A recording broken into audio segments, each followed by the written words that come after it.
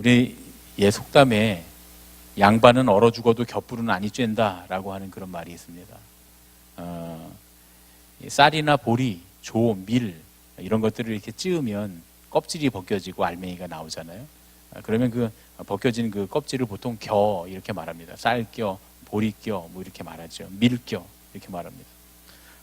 그런데 이런 겹불이라고 하는 건 뭐냐면 이런 곡식의 껍데기 겨로 불을 피우는 걸 말합니다. 저는 이제 시골에서 자라서 겹불을 많이 피워봤거든요. 혹시 겹불 피워보신 분 계십니까? 예, 별로 안 계실 것 같은데 이 쌀겨나 보리겨에 불을 피우면 그 불이 굉장히 위험합니다. 이거는 시골에서 자라서 피워본 사람만 합니다. 겉으로 보기에는 연기만 나고 그 불이 막 활활 타오르지 않아요. 그냥 불꽃이 조금 드문드문 보이고 연기만 나고 이렇게 새카맣게 타들어가기만 합니다. 그런데 장난을 치다가 실수로라도 그 불 피워놓은 겨 무더기에 발이 빠지면 큰일 납니다. 그 안에는 용광로처럼 막 뜨겁게 안에서 타고 있는 거거든요. 제가 어렸을 때 논에 쌓아뒀던 그 겨무더기에 불을 피우고 놀다가 사고 당하는 모습을 제가 본 적이 있습니다. 그 이후로 제가 이 겹불이 굉장히 위험한 거구나 이렇게 알게 됐습니다. 그런데 그 속에는 용광로처럼 뜨거운 불이 끓고 있다고 해도 겉으로 보기에는 이게 불이 타고 있는 건지 꺼져가고 있는 건지 긴가민가 알 길이 없습니다.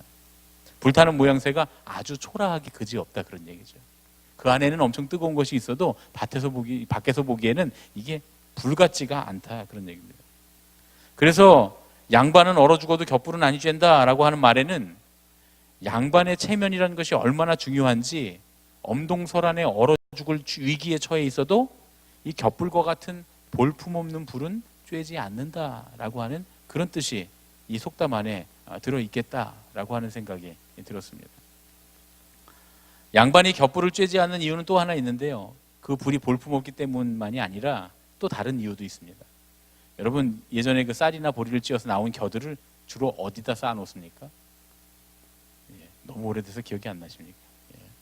보통은 외양간에 쌓아놓거나 아니면 뒷간에 쌓아놓습니다.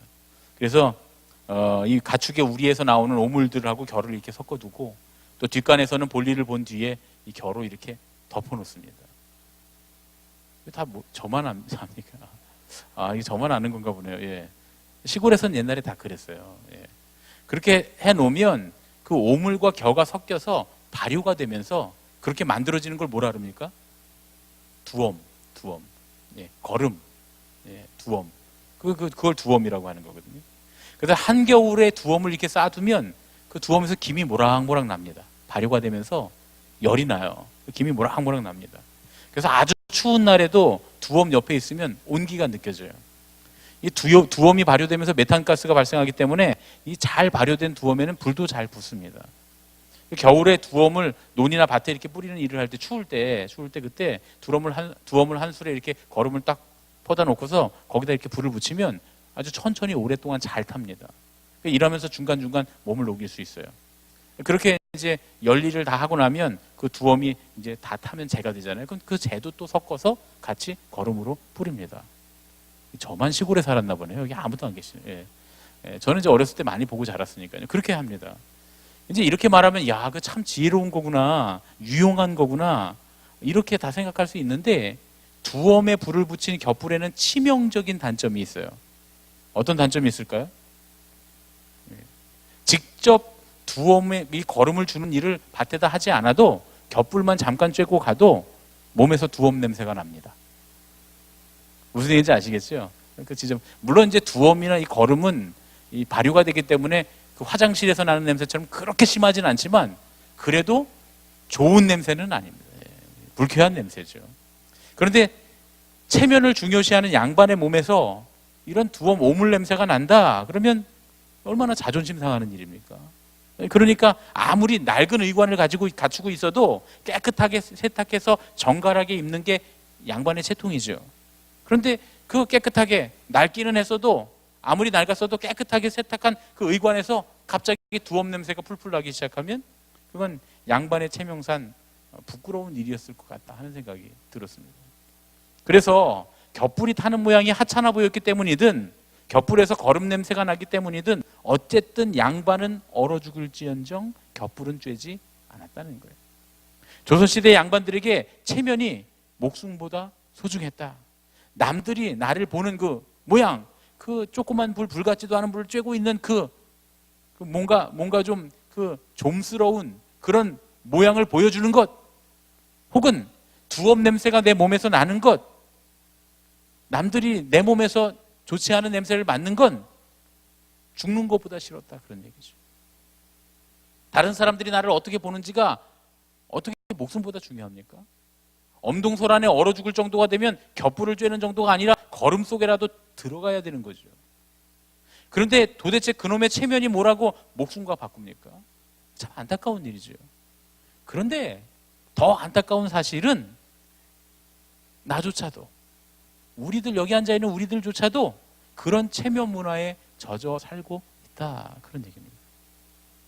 우리나라의 체면 문화는 조선시대의 사회계층과 지배구조를 결정했던 유교 문화에서 왔습니다. 근데 유교 사상 가운데 가장 중요한 가치가 인의 예지, 인이 제일 중요합니다. 인이 제일 중요하잖아요. 뭐 성리학이나 혹은 이제 학교 다닐 때 윤리 시간에 배워보신 분들은 아시지만 인의 예지 중에서도 인이 제일 중요합니다. 인이라고 하는 게 뭐냐? 인간다움에 관한 사상이죠. 인간다움, 인간답게 하는 본질, 그게 인인데, 이 인을 중요시하는 유교 문화에서는 무엇답다, 무엇다움, 예를 들어서 남자다움, 여자다움, 양반다움, 사대부다움, 부모다움, 자녀다움, 이런 것들을 굉장히 중요하게 생각했습니다. 근데 원래 이 성리학이나 유교에서 인의 의미가 그런 건 아닌데, 인의 본질이 왜곡되면서 남들에게 보여지는 무엇을, 거칠애를 더 중요하게 하는 방향으로 이것이 문화적으로 왜곡됐다, 이렇게 말할 수가 있습니다. 그런 이유로 해서 아무리 궁색해도 사람들이 모여서 쳐다보는 일에는 굉장히 공을 들입니다. 예를 들어 관운상제, 아낌없이 재물을 써야 됐습니다. 사회에 널리 퍼져 있었던 이 체면 문화는 백성들에게까지도 다 영향을 미쳤고, 무엇보다도 사회의 지배계층일수록 더 부정적인 경향이 심했습니다. 왜냐하면 체면을 크게 세우는 일이 일종의 권력이었으니까요. 이 체면은 권력, 권위, 이런 것들과 아주 밀접한 관계를 맺고 있었던 겁니다. 피지배층에게 얕보여서는 안 된다 그러죠. 쉽게 말해서 이 당시에 높은 사람이라고 하는 사람들이 아랫사람이라고 하는 사람들에게 얕보여서는 안 된다라고 생각했기 때문입니다. 여러분, 우리나라 사람들은 이렇게 처음 보는 사람을 만나면 제일 먼저 뭐 물어봅니까? 네? 나이 물어봅니다. 나이. 몇 살이냐고. 왜 물어봅니까? 외국인들한테 나이 물어보는 건 실례라고 하잖아요. 나이 왜 물어봅니까? 한 살이라도 내가 더 많으면 너 동생이야, 까불지 마, 이렇게 하려는 거예요. 실제로 그렇습니다. 거기다가 나이가 내가 더 많은데, 그러면 이제 나이를 알았으면 그 다음에 뭐 물어봅니까? 고향이 어디냐고 물어보잖아요. 고향이 어디냐. 네. 그래서 뭐 오시라 그러면 어디 오시냐고 물어보고, 또 고향이 뭐 경상도라 그러면 경상도 어디냐고 물어보고 그럽니다. 그래서 가까우면 동양이죠. 그러면 무슨 학교 나왔냐고 물어봅니다. 그럼 내가 몇 회 졸업생이야? 이게 뭡니까? 서열을 매기자는 거예요. 권력을 가지려고 하는 생각입니다.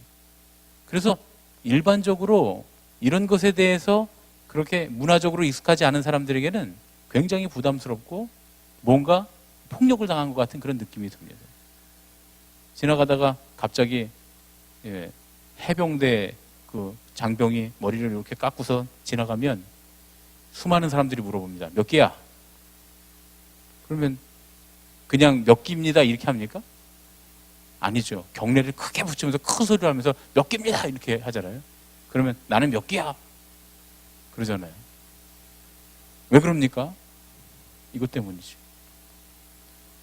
무언가 내가 남다르다, 너보다 당신보다 위에 있다, 내가 당신보다 나이가 많고, 내가 당신보다 더 높은 위치에 있고, 해병대 기수가 높고, 내가 당신보다 더 돈이 많고, 내가 당신보다 더 높은 사회적인 위치에 있고, 이런 것들에 대해서 이야기하면서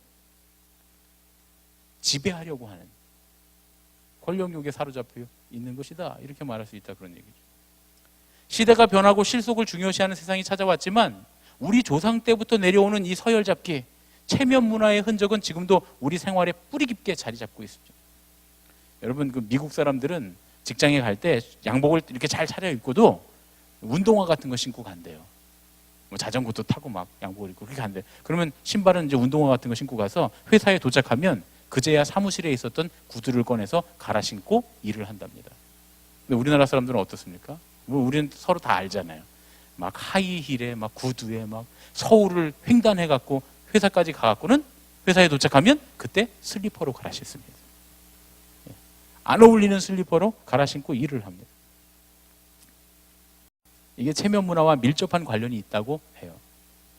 그런데 이런 정도는 애교에 가깝죠. 학교에서 어떻습니까? 학교에서 아이들은 자기들이 살고 있는 집, 입는 옷, 신발, 가방의 브랜드, 이런 것들이 얼마나 비싼 건가, 이런 것들로 서로 등급을 매깁니다. 가난하거나 유행에 뒤처지면 왕따를 당하기도 해요. 청년들은 어떻습니까?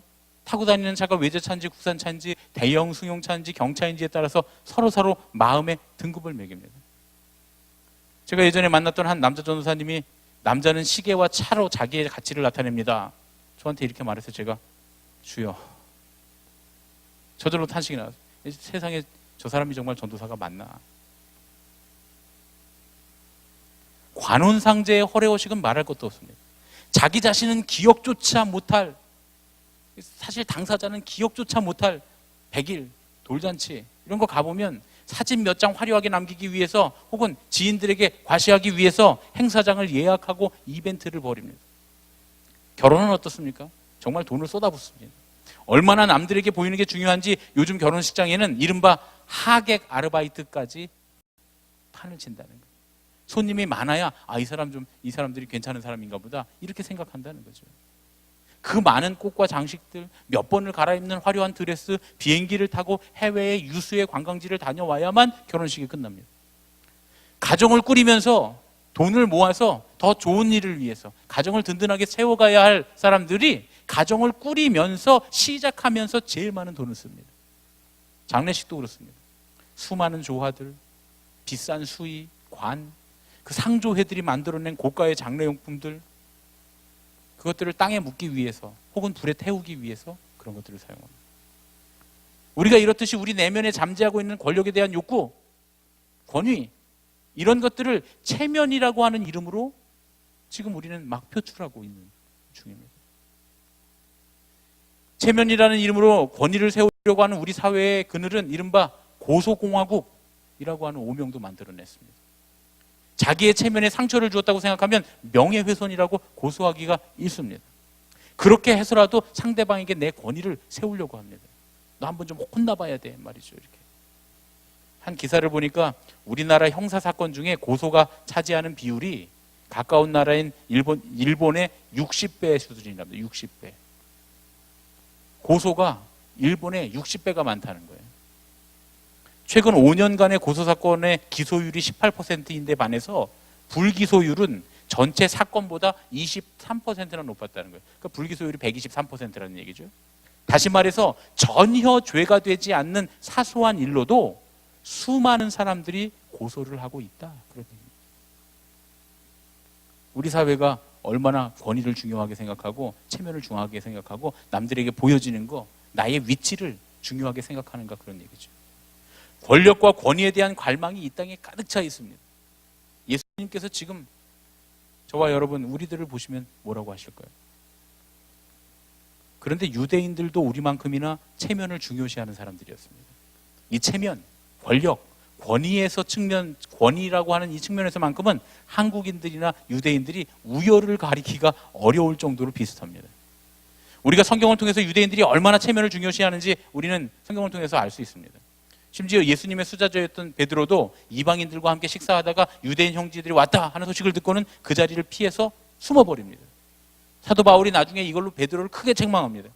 베드로는 예수님의 제자가 되고 예수님 부활하시고 승천하신 이후에도 주님의 복음을 전하는 증인이 된 이후에도 불구하고 유대인의 체면 문화의 습관을 그때까지도 버리지 못했다 그런 얘기죠. 우리나라의 선교사님들이 처음에 그 YMCA에서 야구를 들여왔을 때 양반들한테 함께 야구를 하자 그러니까 양반들이 그랬다는 거예요. 저렇게 치고 뛰는 건 머슴들한테 시키면 되지 왜 힘들게 우리가 하냐고 말이죠. 유대인들도 비슷합니다. 우리 탕자의 비유에 보면 그 아버지가 아들을 향해서 달려가는 모습을 봅니다. 예수님께서는 그 아버지가 아들을 향해서 달려가는 모습을 통해서 다함 없는 희생적인 사랑을 표현하시는 거예요. 아니 뭐 아버지가 아들 죽었는지 살았는지 몰랐던 아들이 돌아오는 걸 보고 달려가는 게 무슨 다함 없는 희생적인 사랑이냐 이렇게 말할 수 있지만 유대인은 결코 뛰는 일이 없습니다. 우리랑 비슷해요. 우리나라 옛날 양반들도 절대 뛰지 않았잖아요. 걸어 다녔잖아요. 뛰는 것은 점잖은 유대인이 할 일이 아니다. 아무리 급해도 걸어가야 한다라고 생각하는 것이 유대인들의 생각이었습니다. 탕자의 아버지는 허랑방탕한 아들일지언정 그 아들을 너무나 깊이 사랑했기 때문에 자기 자신의 체면을 버리고 그 노구의 몸을 이끌고 또 그 지역의 그런 명성에도 불구하고 달려갔던 거예요. 체면을 버리고 말이죠. 며칠 전에 길에서 핫도그를 사 먹었습니다. 길에서 핫도그를 사서 길에서 먹으려고 그러니까 제 아내가 못 먹게 해요. 애들하고 같이 넷이서 있는데 핫도그는 원래 길에서 걸어가면서 먹는 거라고. 뉴욕 사람들은 전부 다 핫도그를 길에서 들고 다니면서 먹는다고 말이죠. 예.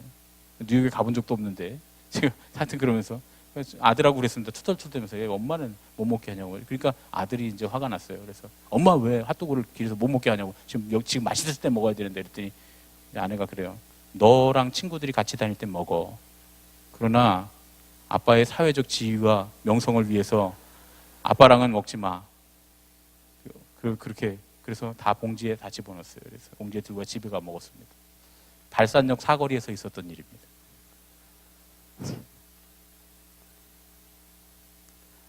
네. 유대인들이 얼마나 체면을 중시했는가? 유대인들도 비슷합니다. 유대인들은 이 먹는 거에 관한 체면 이야기가 성경에 예수님 비유에 나오는데 우리랑은 조금 달라요. 그 밤중에 떡을 얻으러 온 친구의 비유 아시죠? 누가복음 11장 5절로 7절 말씀입니다. 우리 함께 읽겠습니다. 시작. 또 이르시되 너희 중에 누가 벗이 있는데 밤중에 그에게 가서 말하기를 벗이여 떡 세 덩이를 내게 구워달라.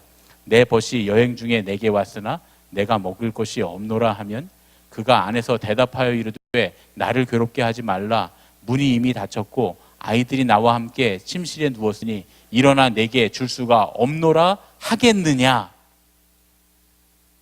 이 말씀을 읽으면서 의아합니다. 의아해할 수밖에 없어요. 예수님은 분명히 밤중에 문을 다 닫고 모든 가족이 잠자리에 다 누웠는데 빵을 줄 수 없는 이유가 안 된다는 거예요. 더더군다나 유대인들은 양들을 키우기 때문에 집안에 양들까지 다 있기 때문에 밤에 와서 문 두드리면 양들 깨고 애들 깨고 울고 난리 납니다. 그런데 우리 같으면 도대체 왜 그럴 수가 없다는 거예요. 우리 같으면 이럴 것 같아요. 너 염치 있는 사람이냐? 친구니까. 너 염치 있는 놈이냐? 다 잠자리에 들은 이 한밤중에 빵을 빌리러 온 네가 제정신이냐? 친구라면 분명히 그렇게 말할 수 있겠죠. 그럴 수 있을 것 같은데 예수님은 유대인들에게 너희 그렇게 말할 수 있느냐? 하고 물으십니다. 무슨 말씀이에요? 그렇게 할 수 없다. 유대인들은 그렇게 할 사람들이 아니다. 그런 말씀입니다. 실제로 유대인들은 체면을 굉장히 중요하게 여기기 때문에 밤중에 손님이 집에 찾아오면 잘 대접해야 했습니다. 그렇지 않으면 도무지 체면이 서질 않는 거예요. 그런데 그때 집에 빵이 없으면 옆집에 가서 구워서라도 가지고 와서 손님을 대접해야 됩니다. 그런데 만일 옆집에서 빵이 없으면 어쩔 수 없지만 빵이 없는 이유가 아니라 뭐 잠자리에 들었기 때문에 귀찮아서 이런 이유로 빵을 구워주지 않는다면 오히려 빵을 빌려주지 않은 그 사람이 친구의 체면을 깎아먹은, 이웃의 체면을 깎아먹은 염치 없는 사람이 된다는 거예요. 좀 우리랑은 좀 다르죠. 우리보다 더 심한 것 같아요. 다시 말하면 한밤중에 다 누워서 자는 집에 빵을 얻으러 온 친구는 전혀 염치 없는 친구가 아닌 거예요. 우리 생각엔 그가 염치 없는 친구가 같지만 그 한밤중에 잠자고 있는 집에 와서 문 두드려서 빵 내놔라 하는 사람이 염치 없는 사람이 아니라 빵이 있는데도 불구하고 시끄러. 다 자고 있는데 무슨 빵을 달라 그래. 그냥 가 라고 말하면 그 사람이 염치 없는 사람이 된다, 그런 얘기죠. 유대인들의 체면 문화는 우리하고 비교해봐도 대단합니다. 유대인들은 우리만큼이나 체면을 굉장히 중요시 여겼습니다. 이 말은 유대인들도 남들에게 보이는 것, 다른 사람들에게 행사하는 것, 즉 권력이나 권위에 대한 집착이 강했다는 말이에요. 그래서 이 유대인들은 하나님 나라의 복음을 선포하시는 예수님께 오늘 권위에 대한 질문을 하고 있는 거예요. 하나님의 복음을 전하시면 잘 들으면 되는데 하나님 나라의 복음을 듣지 않고 권위에 대한 질문을 합니다. 오늘 21장 23절 함께 읽겠습니다. 시작. 예수께서 성전에 들어가 가르치실새 대제사장들과 백성의 장로들이 나와 이르되 내가 무슨 권위로 이런 일을 하느냐, 또 누가 이 권위를 주었느냐. 무슨 얘기입니까? 예수님한테 성전에서 가르칠 권력은 우리가 갖고 있는 건데 이 성전에서 이 말할 수 있는 권한을 주는 게 우리인데 우리가 당신에게 이런 권한을 준 적이, 허락해 준 적이 없는데 이렇게 말하면서 실력 행사를 하고 있는 중이다, 그런 얘기죠. 마땅히 예수님의 가르침을 들어야죠. 하나님 나라의 복음을 들어야죠. 그런데 어처구니 없게도 지금 예수님과 힘겨루기를 하겠다고 나서고 있는 중입니다. 예수님께서는 간단한 질문 하나로 그들을 제압하십니다. 우리가 다 오늘 말씀 읽었으니까 아실 거예요. 그리고 그런 다음에 마땅히 해야 할 일이 무엇인가? 너희들이 해야 될 일이 그런 체면 세우기, 힘겨루기, 권위를 나타내고 권력을 드러내는 그런 것이 아니라 바로 이것이다 라고 말씀하시면서 28절부터 32절에 말씀을 하십니다. 우리 함께 읽겠습니다. 시작. 어떤 사람에게 두 아들이 있는데 맏아들에게 가서 이르되 얘 오늘 포도원에 가서 일하라 하니 대답하여 이르되 아버지여 가겠나이다 하더니 가지 아니하고 둘째 아들에게 가서 또 그와 같이 말하니 대답하여 이르되 실소이다 하였다가 그 후에 뉘우치고 갔으니 그 둘 중에 누가 아버지의 뜻대로 하였느뇨? 이르되 둘째 아들이니이다. 예수께서 그들에게 이르시되 내가 진실로 너희에게 이르노니 세리들과 창녀들이 너희보다 먼저 하나님의 나라에 들어가리라. 요한이 의의 도로 너희에게 왔거늘 너희는 그를 믿지 아니하였으되 세리와 창녀는 믿었으며 너희는 이것을 보고도 끝내 뉘우쳐 믿지 아니하였도다. 큰아들은 체면 치레를 하느라고 아버지 앞에서는 넙죽 네 가겠습니다 하고 대답은 잘했지만 결국 아버지의 뜻을 따르지 않았습니다. 작은 아들은 가기 싫었어요. 그래서 못 가겠다고 징징거렸지만 결국은 뉘우치고 아버지의 뜻을 따랐습니다. 큰아들이 누구고 작은 아들이 누굽니까? 우리가 체면 치레하느라 아버지의 뜻을 올바로 분간하지 못하면 우리는 우리가 무시하는 세리와 창녀들도 들어가는 하나님 나라에서 쫓겨나게 될 것이다, 그런 얘기입니다. 권위를 가지려고 하다가, 권력을 추구하려고 하다가, 힘겨루기 하다가, 체면치리 하려다가 천국의 문을 넘지 못할 수 있다. 아니, 못할 수도 있다가 아니라 못하게 된다, 그런 얘기죠. 그것 때문에 천국의 문턱을 못 넘는다면 되겠습니까? 지금 얼어 죽게 생겼는데 체면이 중요합니까? 그렇게 체면을 세우고 권위를 세우고 힘겨루기를 해서 자기를 드러내 봐야 천국과는 전혀 상관없다는 사실을 알아야 한다. 오히려 천국에서 쫓겨나게 된다, 그런 말씀입니다. 하나님 나라에는 높고 낮음이 없습니다. 비교 대상이 되는 권위나 권력이 없는 게 하나님 나라입니다. 하나님 나라에 없는 게 교회에 있어서는 되겠습니까? 하나님 나라에 없는 게 우리의 모임 가운데, 우리의 공동체 가운데 그런 게 있어서는 되겠습니까? 마땅히 우리의 모임 가운데도 그런 건 없어야 한다, 그런 얘기입니다. 체면을 세우려고 하다가 하나님 나라에서 버려지는 어리석은 사람은 되지 말자 하는 얘기입니다. 오늘 이 밤에 나의 모습을 가만히 다시 한번 살펴보며 체면치레, 권위, 권력, 힘겨루기, 누가 더 높은가? 누가 더 힘이 있는가? 누가 더 주권을 잡고 있는가? 이런 것들을 생각하고 있었다면 천국에서 멀어졌다고 하는 사실을 깨닫고 오늘 이 밤에 우리가 주님 앞으로 돌이켜야 할 줄로 믿습니다.